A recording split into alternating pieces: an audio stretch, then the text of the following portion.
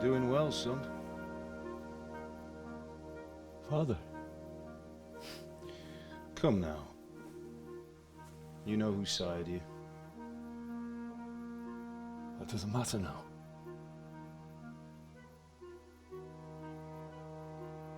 I miss you, Emma. I miss you very much. You'll be fine. We're proud of you. Essa legenda não tá de acordo com as cenas, não. I let you down. I lost the sword. I let that bastard get away. Don't be so hard on yourself. There was nothing you could have done to save us. And someone has to live and carry the torch. As for the sword, it's just a thing. You didn't want me fighting. Tá falando alguma coisa de Johanka, né, na legenda. Mas ele ali... Standing up to evil isn't the same as sowing its seeds. You did what was right. Uma conversa completamente diferente.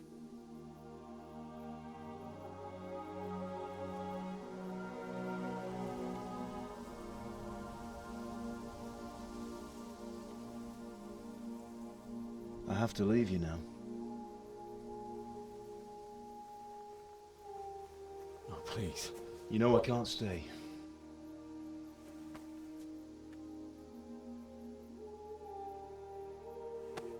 Will I ever see you again? God knows.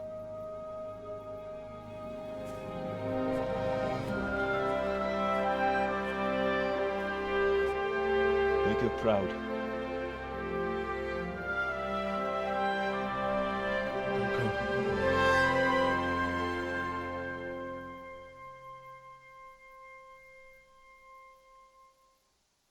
A cena é legal, só não liga pra essa legenda aí. Oh, don't go. No. What on earth were you dreaming about? I couldn't wake you, and it's well past dawn. Sir Radzik wants you at the upper castle. The lords are in council O with yours. Radzik quer te ver. Right. I'll go straight away.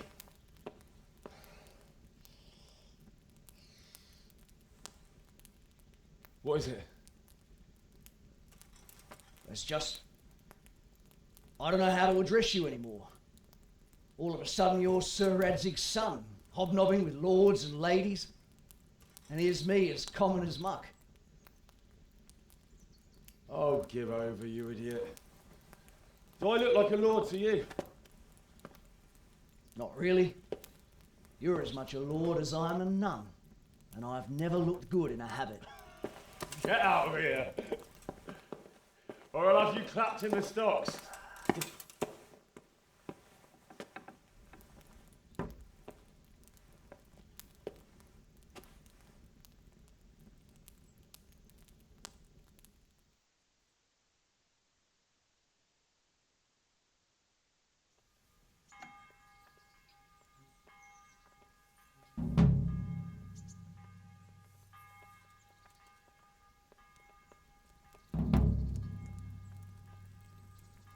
Missão iniciada.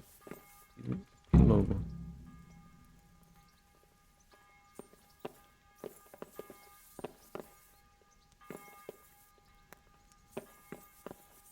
Bom. Confesso que eu tinha pensado que o jogo tinha terminado, mas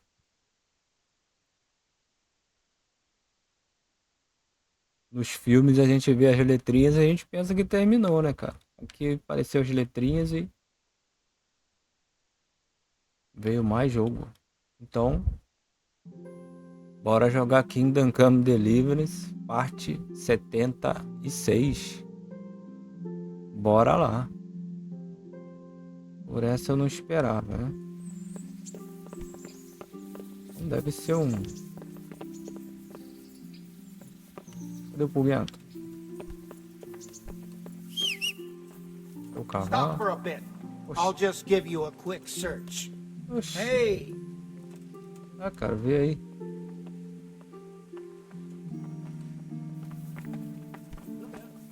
well then. apertando. Such are my orders. Ah, deixa eu ver.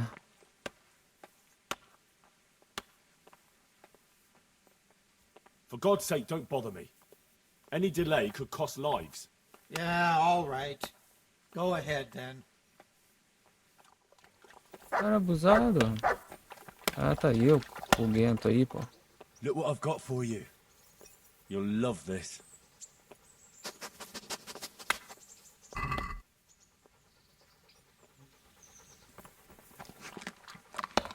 Então, se você tá confuso com o início desse vídeo, tenho que te dizer que eu também fiquei confuso. Porque eu pensei que era o final, né? Só que apareceu depois do crédito, dos créditos, né? Das letrinhas passando ali. Apareceu a cena, né?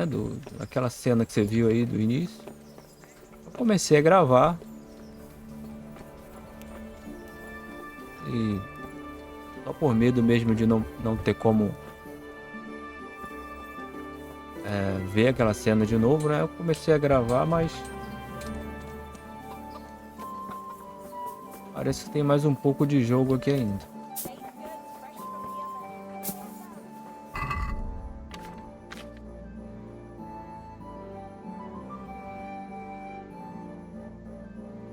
Então tá, né? Preciso fazer alguma coisa aqui.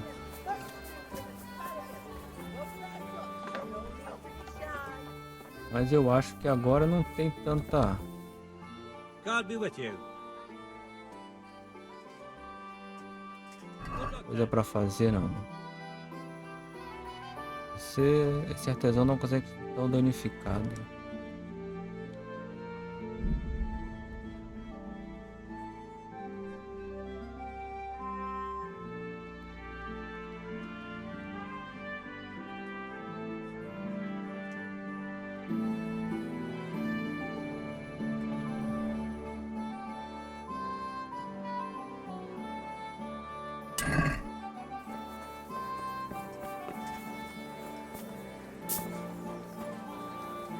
Vegetables, fruits, apples, cucumbers, onions, completa.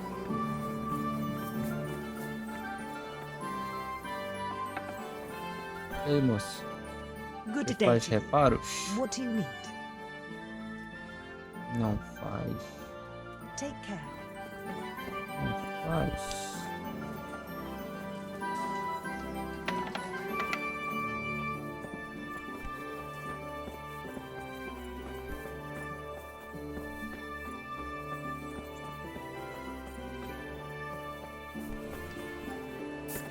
Então bora lá. Vegetables, fruits, apples, cucumbers, onions.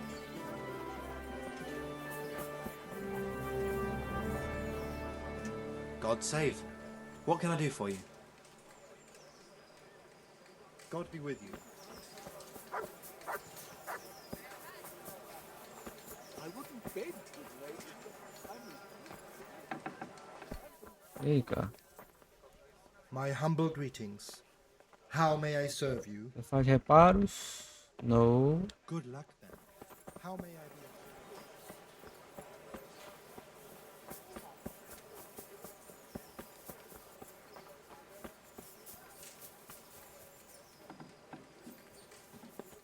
Você acha que não, né? God be with you. É de What can I comida. do for you? Good luck then.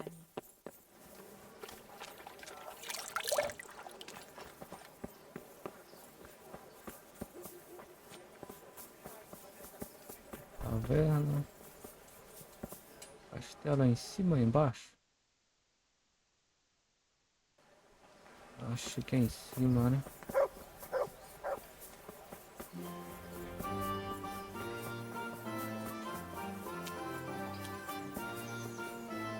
Epílogo, acho que é isso o nome.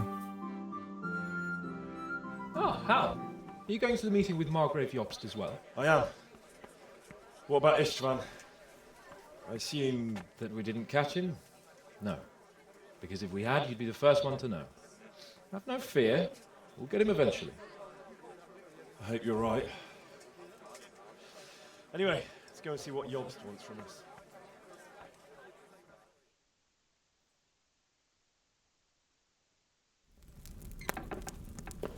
My lords, Christ's blessings on you all. And on you, Lord Capon. And this is my son, Henry. I didn't know you had a son, Sir Redzig. It came as a bit of a surprise to young Henry, too. This gentleman here is John II of Liechtenstein, a member of my council. I'm honored, gentlemen. Come join us. Margrave Jobst was just about to tell us the reason for his visit. Your Grace? I'm sure we're all agreed, Your Graces, that all this unrest must come to an end. This kingdom needs a king.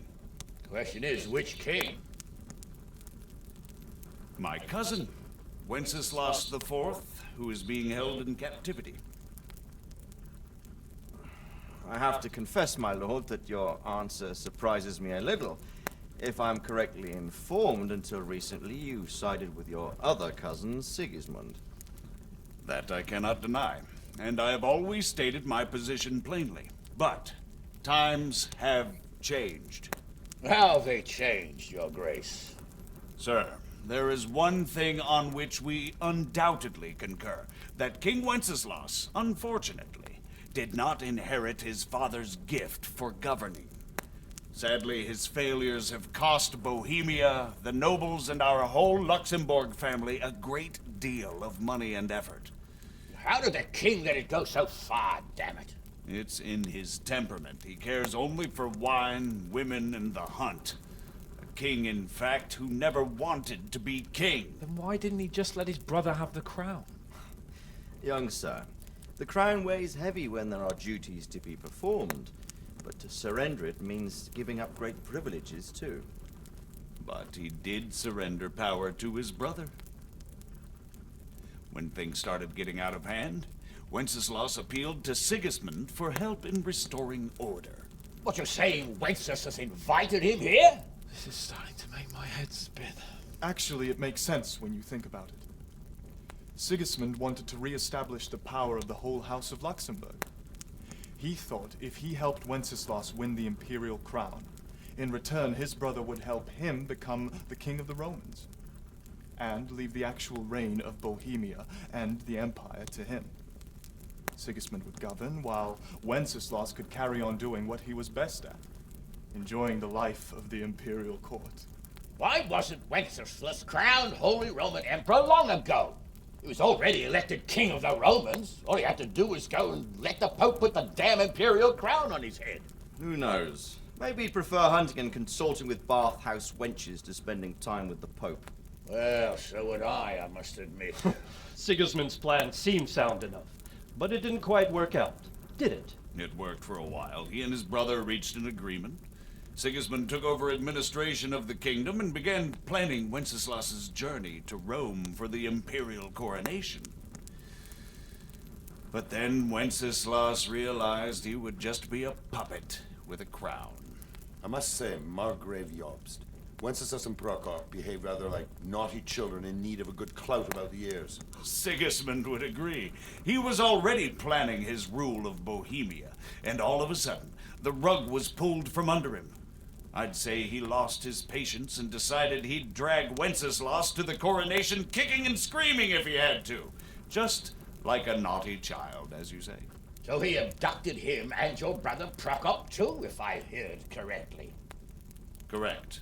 And you helped him do it, if I heard correctly. Yes, your graces, it's true. I was there when Sigismund abducted Prokop. I thought everything could somehow be settled, that we could make my brother see sense. But Sigismund just wanted to put an end to the dispute once and for all, whatever the cost. There was nothing I could do to stop him. And that's one of the reasons why I'm here.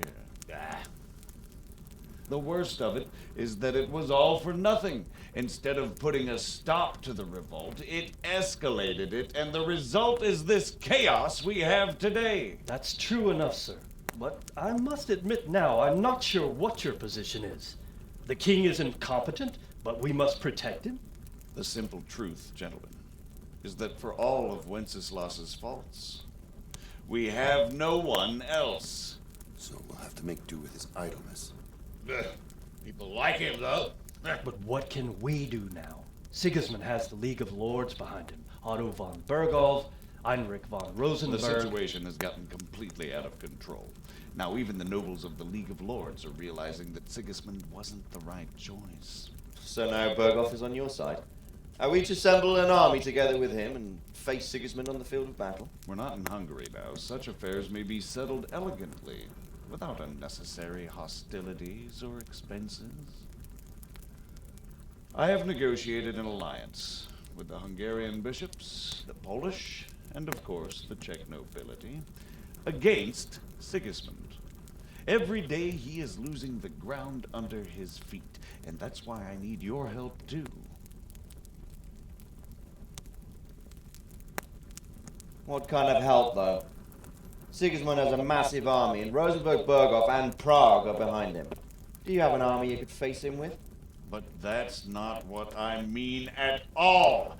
There's been a revolt against Sigismund in Hungary, partly due to my efforts. And now he'll have to choose whether he wants to gain the Bohemian crown, which is a very risky enterprise, or hold on to the Hungarian one. He can't have both. And there's a tough struggle awaiting him in Hungary. I'm not sure he'll win, and Rosenberg and Berghoff know it too. They're not stupid. If the Bohemian nobility stands together, they will turn. We are men of little consequence, Margrave. Radzig here lost everything because of his alliance with Wenceslas. Sir Divish came within a hair of the same fate. Even Rattay is defenseless against Sigismund and the League of Lords. What's more, Your Grace, King Wenceslas languishes in captivity in Vienna. He can't rule too well from there. And what do you propose? To sit with your arms folded till the Bohemian lands are turned to ashes like scarlets? We have to put a stop to this senseless war! And do you know, sir, what the true position of the League of Lords is? I'm not on the best of terms with them at this moment, so you'll have to ask them yourselves. Yes. Why not? I'll go and visit Berghoff at his castle and we'll see what he tells me. You know, that's not such a bad idea, young sir. True. Though a little risky. I doubt Berghoff would harm a blue-blooded envoy. And you can find out what he has to say about developments and what the League of Lords is planning. Then we'll decide what to do next. I'll help you compose a letter to him. I'd like Henry to come with me. Why not? He's proven himself an able investigator, and he'll also be a good bodyguard if anything should happen. And I'll send Sir John here to Kuttenberg to be my eyes and ears there. I believe both your reports will help us get a better grip on the situation. When can you set out? Just as soon as I've packed my things. Excellent. Margrave Jobst and I will draft the letter. Get ready, and we'll meet back here.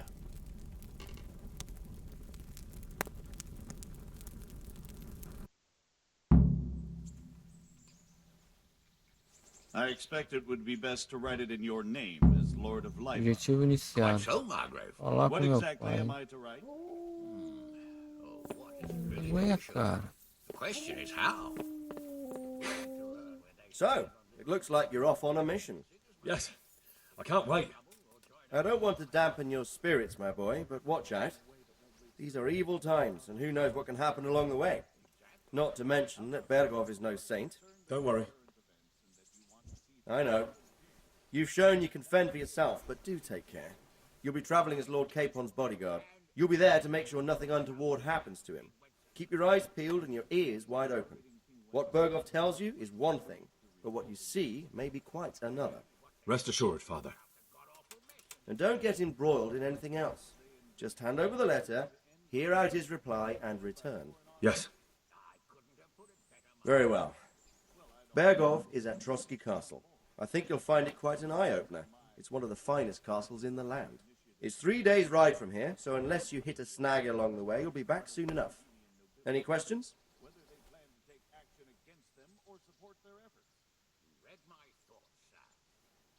I'm getting a bit lost in the Luxembourg lineage. It all seems a bit too tangled.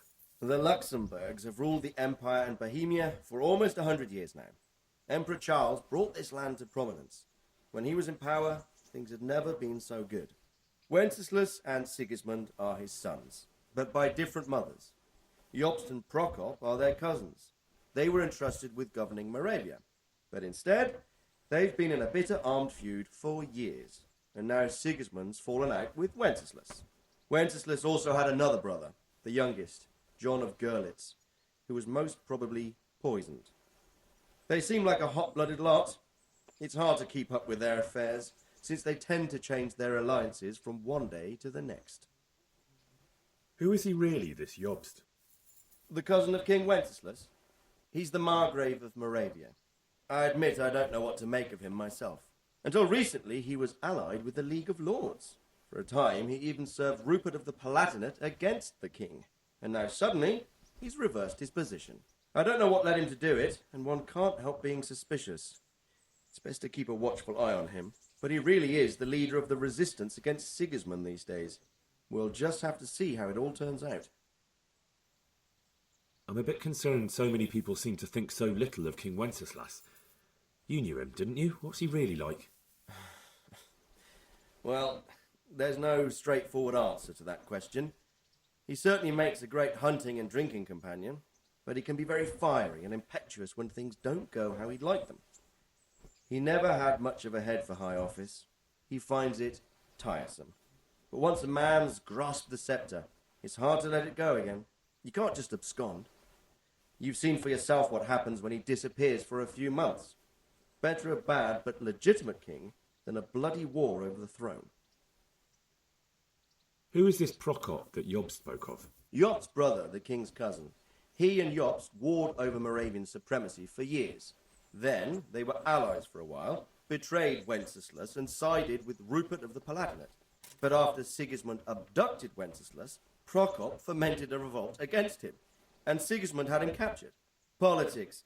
Make of it what you will. I, for one, can't make head or tail of it most of the time. The League of Lords and that Berghoff we're off to see. Who are they exactly? The lords of the powerful houses. Heinrich of Rosenberg, Otto of Berghoff, Heinrich of Radetz, and others. They're unhappy with the way their influence declined after Wenceslas surrounded himself with the lesser orders of nobility. They abducted the king years ago and made him bow to their will. They got away with it that time, and now they've joined forces with Sigismund and done it again. But now it seems that Sigismund's behavior is starting to rub them up the wrong way, so they may well be thinking twice. We'll see what Berghoff has to say. I don't know all that much about Sigismund. He's the king's younger brother and king of Hungary in his own right.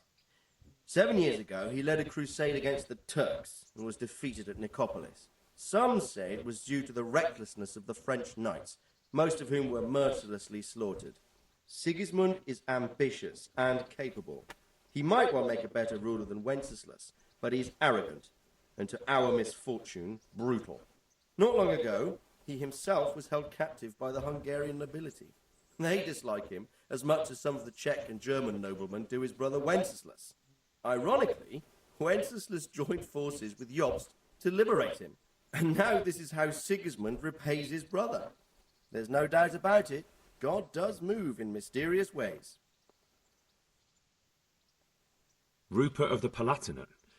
That's a name I hadn't heard before today. Rupert is the Prince-Elector of the Palatinate. What's a Prince-Elector? The Prince-Electors are dignitaries of the Holy Roman Empire who have the right to elect the King of the Romans, who would then be crowned Holy Roman Emperor by the Pope. Rupert took the title for himself with the help of 3 other Prince-Electors, even though Wenceslas had already been appointed. Some of the nobility in the empire recognized Rupert's claim, but when he went to Rome to be crowned emperor, it turned into a fiasco. Now he's doing his utmost to get Wenceslas to acknowledge him, but so far without success. So, now we have 2 kings of the Romans. Jobst sided with Sigismund for a while, but now he's switched allegiance. He seems to do that quite a lot. That young man, Sir John of Liechtenstein. Why is he here? The Liechtensteins are a powerful Austrian family with estates in Austria and Moravia. Sir John sits on Jobst's council. Since the king's being held captive in Vienna, I suppose it makes sense to have a powerful Austrian house as allies. It could be very useful. That's about all. Very well. Take the letter from Sir Hanush. And good luck, son. So what do you think of it all, Sir Divish? I think I don't know what to think. That makes two of us. If I didn't know anything about Jobst, I'd say he's right. absolutely true.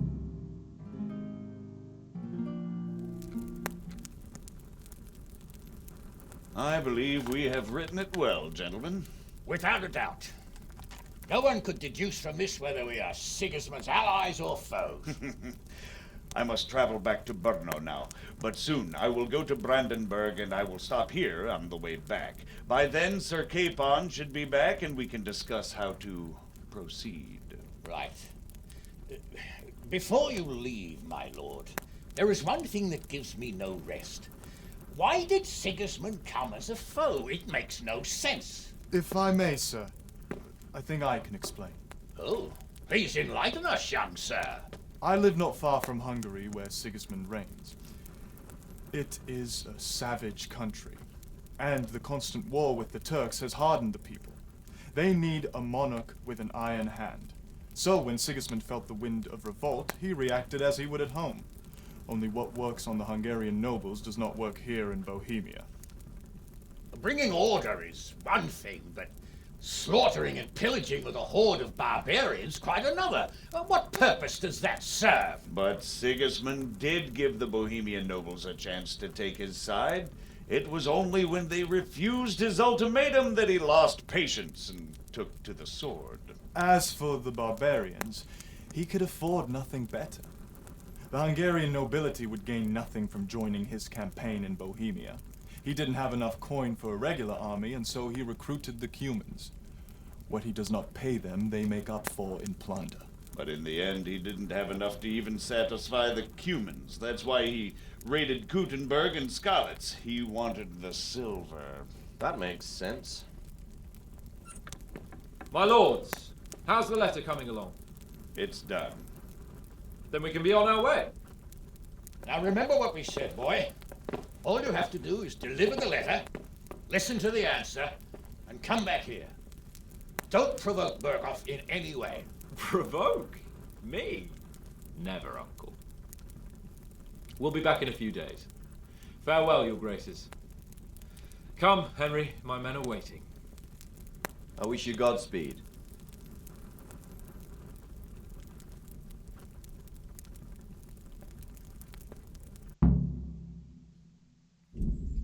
Parabéns, você completou a história principal. Se você quiser, pode completar as missões secundárias e atividades, ou simplesmente viajar pelo mundo. Você pode terminar o jogo a qualquer momento cavalgando para a forma do mapa com o pelotão de Tuscapon.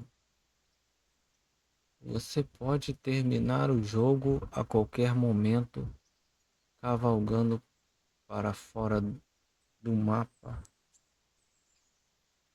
com o pelotão de Tuscapon. Ah, então é só eu pegar essa missão. Termina. Parabéns, você completou a história principal. Legal, cara. Então, eu vou terminar aqui essa série. Eu pensei que tinha terminado no último vídeo, mas isso aqui na verdade é um epílogo, né?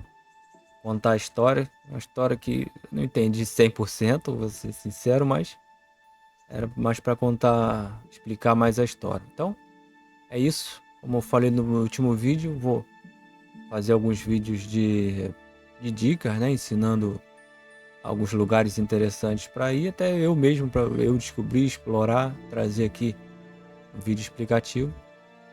E é isso. Se você quiser acompanhar esses outros vídeos, né? Tem aqueles mapas, eu vou fazer aqueles mapas dos tesouros, né? Deve ter muita coisa valiosa escondida naqueles mapas. Vai ser legal procurar, ver se a gente encontra, né, aqueles tesouros, deve ter muito baú escondido, muito túmulo, né? Então vamos ver o que a gente acha. E passar algumas dicas como o cachorro é muito legal, né?